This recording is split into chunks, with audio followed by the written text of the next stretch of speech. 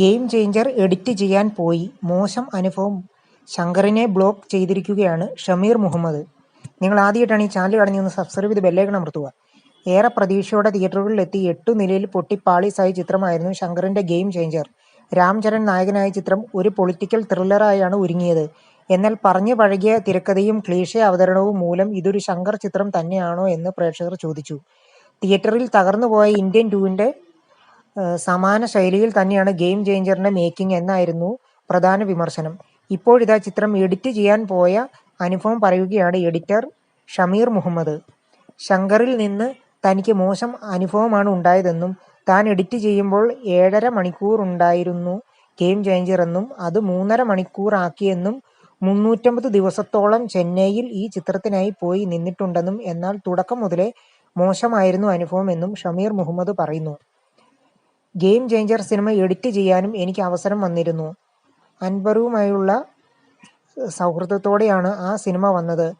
ഞാൻ അസിസ്റ്റന്റ് ചെയ്യുന്ന കാലം മുതൽ അവരെ എനിക്ക് പരിചയമുണ്ട്. എഡിറ്ററെ സജസ്റ്റ് ചെയ്യാനുണ്ടായെന്ന് സംഘർഷാദ് ചോദിച്ചപ്പോൾ അവർ എൻ്റെ പേര് പറയുകയായിരുന്നു. പക്ഷെ ഞാൻ ആ സിനിമ പൂർത്തിയാക്കിയില്ല. എൻ്റെ പേര് പടത്തിലുണ്ട്. 1 കൊല്ലം കൊണ്ട് തീരുമെന്ന് കരുതിയ പടം 3 കൊല്ലം പോയി. ഇനിയും 6 മാസം കൂടി നിൽക്കേണ്ടി വരുമെന്ന് തോന്നി. മാർക്കോ, രേഖാചിത്രം, ARM എന്നീ മലയാള ചിത്രങ്ങളും എനിക്കുണ്ടായിരുന്നു. അവയുടെ റിലീസ് മുന്നിൽ കണ്ട് അത് വിട്ട് ഞാൻ ഇവിടേക്ക് വന്നു. നിങ്ങൾ ആദ്യമായിട്ടാണ് ഈ ചാനൽ കാണുന്നെങ്കിൽ സബ്സ്ക്രൈബ് ചെയ്ത് ബെല്ലൈക്കൺ. പ്രധാനമന്ത്രിയെ അധിക്ഷേപിച്ചുവെന്ന ആരോപണം. വേടനെതിരെ പരാതി നൽകി പാലക്കാട് നഗരസഭാ കൗൺസിലർ. നിങ്ങൾ ആദ്യമായിട്ടാണ് ഈ ചാനൽ കാണുന്നതെന്ന് സബ്സ്ക്രൈബ് ചെയ്ത് ബെല്ലൈക്കൺ അമർത്തൂ. പാലക്കാട് പാട്ടിൽ പ്രധാനമന്ത്രി നരേന്ദ്രമോദിയെ അധിക്ഷേപിച്ചുവെന്ന് ആരോപിച്ച് മലയാളം റാപ്പർ വേടനെതിരെ NIAയ്ക്കും ആഭ്യന്തര വകുപ്പിനും പരാതി. പാലക്കാട് നഗരസഭാ കൗൺസിലർ മിനി കൃഷ്ണകുമാറാണ് പരാതി നൽകിയത്. 4 വർഷം മുമ്പ് പുറത്തിറങ്ങിയ വേടന്റെ വോയിസ് ഓഫ് വോയിസ് ലെസ് എന്ന പാട്ടിൽ മോദിയെ അധിക്ഷേപിക്കുന്ന പരാമർശങ്ങളുണ്ടെന്ന് ആരോപണം. പൊതുവ്യക്തിത്വങ്ങളെ അധിക്ഷേപിക്കൽ, വിദ്വേഷം വളർത്തൽ, ജാതി വിവേചനം പ്രോത്സാഹിപ്പിക്കുന്ന ജാതി അധിഷ്ഠിത അപകീർത്തിപ്പെടുത്തൽ, അക്രമവും വിദ്വേഷവും വളർത്തുന്നതിന് ഡിജിറ്റൽ പ്ലാറ്റ്ഫോമുകളുടെ ഉപയോഗം തുടങ്ങിയവ ആരോപിച്ചാണ് പരാതി. ഇന്നത്തെ ആധുനിക കാലഘട്ടത്തിനും ഇന്നത്തെ സർക്കാരിന്റെ വിശ്വസ്തതയ്ക്കും പറ്റിയ കാര്യമല്ല വേടന്റെ വരികളിൽ ഉള്ളതെന്ന് മിനി കൃഷ്ണകുമാർ പറഞ്ഞു. ഇപ്പോഴാണ്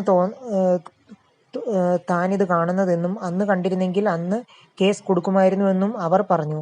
പ്രധാനമന്ത്രി കപടദേശീയവാദിയാണെന്നും വാളെടുത്തവനാണെന്നും ഊരു ചുറ്റുന്നവനാണെന്നും പറയുന്നത് എവിടുത്തെ ന്യായമാണ്?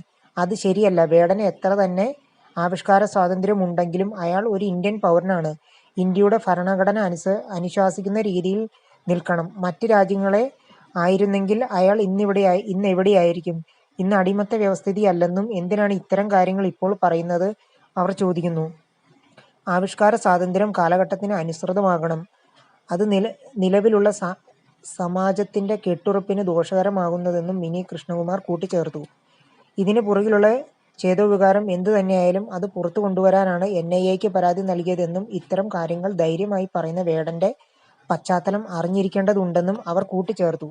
നിങ്ങൾ ആദ്യമായിട്ടാണ് ഈ ചാനൽ കാണുന്നതെന്ന് സബ്സ്ക്രൈബ് ചെയ്ത് ബെല്ലൈക്കൺ അമർത്തുക.